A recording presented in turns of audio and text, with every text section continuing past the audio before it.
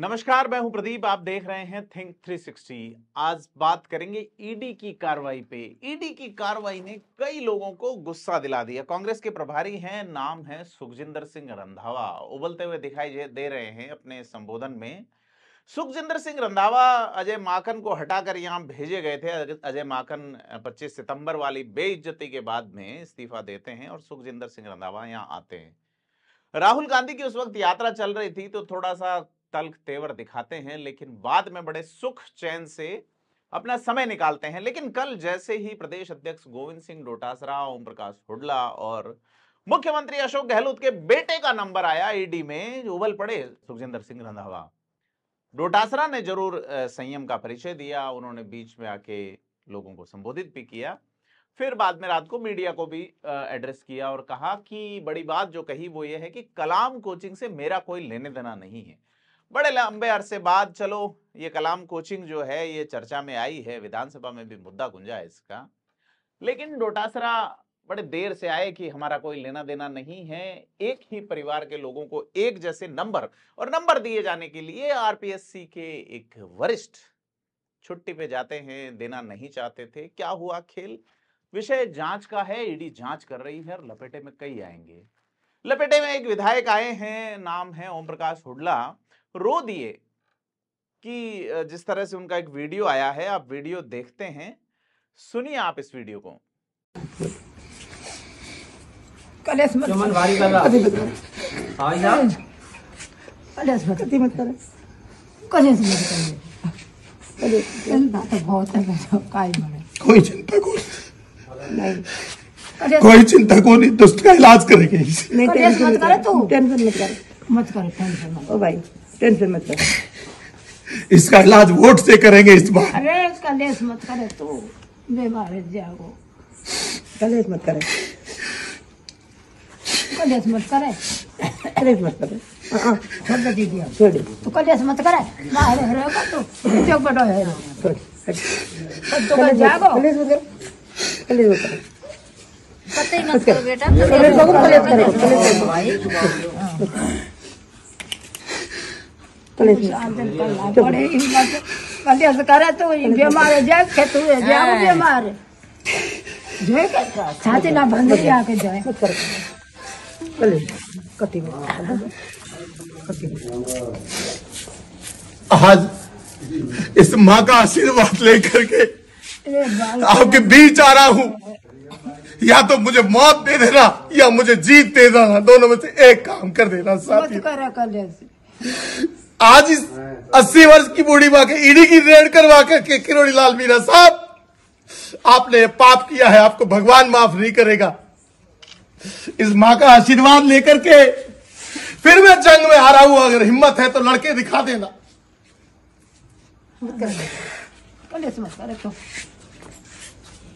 बीमार है जाकर छीना बना।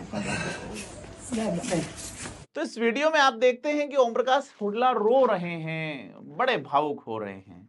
इनके भाई अरेस्ट हुए थे लोगों को नकल करवाते हुए गिरोह में, और राजस्थान की जो टीम थी जो उसी ने अरेस्ट किया था। पेपर क्या ओम प्रकाश हुड्डा उस वक्त रोए थे क्योंकि कार्रवाई तो उसी मां के बेटे पे हुई थी?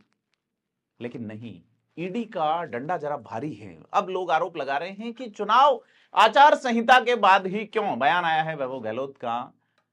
क्या आपको लगता नहीं कि एक कार रेंटल कंपनी इतने बड़े फायदे में, जिस तरह के आरोप हैं, 95 करोड़ रुपए की ऐसी मनी एक फेयरमेंट नाम के होटल में आई है जो कि कंप्लीटली अनफेयर नजर आता है। यहां पर रतनकांत शर्मा पार्टनर हैं, यहां पर वैभव गहलोत की पत्नी हिमांशी गहलोत पार्टनर है, लीगल एडवाइजर है वैभव गहलोत, कैसी विधिक सलाहें देते होंगे, यह होटल से आने वाले भुगतान से सामने आता है। अशोक गहलोत हालांकि अपने स्पीच में कहते हैं कि वो प्रधानमंत्री नरेंद्र मोदी से भी बड़े फकीर हैं, उनके पास ज्यादा कुछ संपत्ति नहीं है, लेकिन बेटे का इस तरह से मनी लॉन्ड्रिंग के मामले में जो फेमा जांच कर रहा था मामले की अब तक, और अब ईडी में केस रजिस्टर्ड हुआ है। होश फाख्ता है कांग्रेस के लोग जो हैं, वो सकते में हैं कि क्या मोदी सरकार अरेस्ट कर सकती है इन लोगों को। जी हां, जिस तरह की कार्रवाई, जिस तरह का एग्रेशन ईडी दिखा रही है, उससे लगता है कि यह बात निकली है तो दूर तलक जाएगी। अगर कांग्रेस की सरकार बनती भी है तो निश्चित तौर पे ईडी इस विषय को लगातार परस्यू करेगी, क्योंकि इसमें जिस तरह से आरोप लगाने वाले वकील जो है उनका कहना है, उन्होंने जो दस्तावेज जुटाए हैं, उन्होंने मॉरिशस से पैसा रूट होना बताया और थोड़ा बहुत नहीं 95 करोड़ रुपए। क्या किराए पे कार चलाने वाली कंपनियां इतना लाभ कमाती हैं? नहीं कमाती है, कंपनी बंद हो गई, ये हो गया वो हो गया। लेकिन दर्शन शास्त्र का एक सिद्धांत है कि जहां जहां आग है वहां वहां धुआं है, और जहां जहां धुआं है वहां वहां आग है। कुछ तो है, कुछ तो काला है। हनुमान बेनीवाल इस पे बोलते हैं कि ईडी की जो कार्रवाई है अगर वो गलत है तो ईडी को माफी मांगनी चाहिए, और सही है तो डोटासरा को अरेस्ट किया जाए। हनुमान बेनीवाल बड़े सधे हुए चलते हैं, उन्होंने चंद्रशेखर रावण से हाथ मिलाया है। जैसे कि मैं आपको पहले भी बता चुका कि अभी जो पॉलिटिशियंस हैं उनमें सबसे शार्प जिसकी तलवार है, जिस दिशा में बढ़ना है उन्हें पता है किस दिशा में जाना है। उन्होंने, मैं आपको शुरू से कहता रहा कि आरएलपी के जो 2 विधायक दलित वर्ग से आते हैं और दलित सीटों पे ही उनका परफॉर्मेंस, जहां दलित वोटर ज्यादा है वहां प्रभावी रहा है। हनुमान बेनीवाल ने इस नब्ज को पकड़ा है।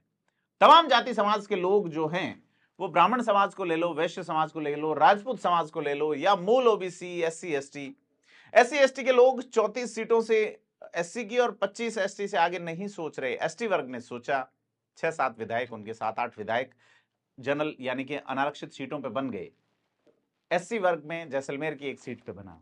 लेकिन जाट समाज ने एक बड़ा प्लान, यह जो आरएलपी के माध्यम से किया है, बड़ा यूथ जुड़ा है, और अब यह है कि आरएलपी के विधायक ये जो 59 सीट्स हैं इस पे ज्यादा से ज्यादा कैसे जीते, ज्यादा से ज्यादा कैसे प्रभावी रहे, ये मैकेनिज्म हनुमान बेनीवाल लेके आए हैं और इस मैकेनिज्म की दाद देनी चाहिए। किस तरह से वो एक सेटअप लेके आए हैं कि जैसे आप देखते हैं पिछले चुनाव में नागौर की सीट पे आरएलपी मुस्लिम प्रत्याशी को टिकट देती है, क्योंकि बीजेपी के प्रभाव में थे, थोड़े बहुत बाद में गठबंधन भी हुआ उनका। मुस्लिम प्रत्याशी को टिकट देने से हबीबुर रहमान कांग्रेस के हार जाते हैं चुनाव, जाकिर हुसैन गैसावत हार जाते हैं मकराना से, नसीम अख्तर इंसाफ हार जाती है पुष्कर से। बड़ा खेल था। और अब इसको एक्सटेंड करते हुए किस तरह से हनुमान बेनीवाल ने गुगली फेंकी है, और इस गुगली के चलते चंद्रशेखर रावण की एससी यूथ में गजब की पकड़ है। 29 तारीख को वो जयपुर में सम्मेलन कर रहे हैं। जाट समाज के यूथ में हनुमान बेनीवाल की पकड़ है। एक पुराने नेता हुए हैं, शेखावाटी इलाके में काम करते रहे, किसान वर्ग के उत्थान के लिए, आर्य समाजी थे, नाम था कुंभाराम आर्य। उनका यह कहना था खुले तौर पे, अगर जातीय संबोधन भारतीय राजनीति में पहली बार अगर किसी नेता का आता है लिखित रूप में तो वो कुंभाराम आर्य का आता है, जो एक कहते हैं जाट की बेटी और जाट का वोट जाट को पड़ना चाहिए। फिलहाल पूरी पॉलिटिक्स इसी दिशा में बढ़ रही है। हनुमान बेनीवाल जो है वो एक तुरुप का पता चल चुके हैं। कांग्रेस का मूल वोट बैंक खिसकेगा, यानी कि एससी वर्ग खिसकेगा हनुमान बेनीवाल की ओर, तो जो बीजेपी का वोट माइनस होना था वो 0 होके रह जाएगा। देखना है क्या समीकरण बनते हैं इन तमाम पहलुओं पे। हनुमान बेनीवाल ईडी पे बोले हैं, जिसपे काफी प्रभावी बात बनती है। उन्होंने कहा, उन्होंने बजरी माफिया का नाम लिया, उन्होंने और भी माफियाओं के बारे में कहा है, लेकिन किस तरह की शिकायतें हैं वो फिलहाल ऑन रिकॉर्ड नहीं आई। अपनी 12 सभाओं का उन्होंने उल्लेख किया है, लेकिन कुल मिला के ईडी का जो इशू है वो राजस्थान में हॉट टॉपिक बन रहा है। और अब वैभव गहलोत जो है वो दिल्ली बुलाए जाएंगे। राष्ट्रदूत की एक खबर पढ़ें तो सीधे तौर पे लगता है कि वैभव गहलोत अब जो है वो लंबा जो है वो खींचेगा ईडी वाला मामला। ईडी ने उनको समन जारी किया है, कह रहे हैं 13 साल पुराना मामला, 14 साल पुराना मामला, लेकिन शिकायतकर्ता का कहना है कि पेमेंट लगातार रिलीज हो रहा है। तो कुल मिला के चुनाव जो है वो अलग मोड में जा रहा है। यहाँ सरकारी कंपनियों की कार्रवाइयां हैं, रोते हुए विधायक हैं, तनाव में आए हुए, गुस्से में आए हुए प्रभारी हैं। तो कांग्रेस की स्थिति फिलहाल अलग तरीके की है। जो केंद्र में मंत्री हैं गजेंद्र सिंह शेखावत, उन्होंने भी मौका नहीं चूका और प्रेस कॉन्फ्रेंस करके सीधे तौर पे हमला बोला है। अब इन हमले, आरोप प्रत्यारोप हमेशा ही की तरह दफ्तर दराज होके रह जाएंगे चुनाव के बाद, या इन पे वाकई में कोई कार्रवाई होगी और घोटाले करने वाले शख्स सलाखों के पीछे होंगे, यह देखने वाली बात होगी। और आपसे अपील है कि आप हमारे से जुड़े रहें। राजनीतिक विश्लेषण, राजनीतिक मुद्दों से जुड़े तमाम पहलुओं से रूबरू होने के लिए आप थिंक 360 को सब्सक्राइब करें, उस वीडियो को लाइक शेयर जरूर करें।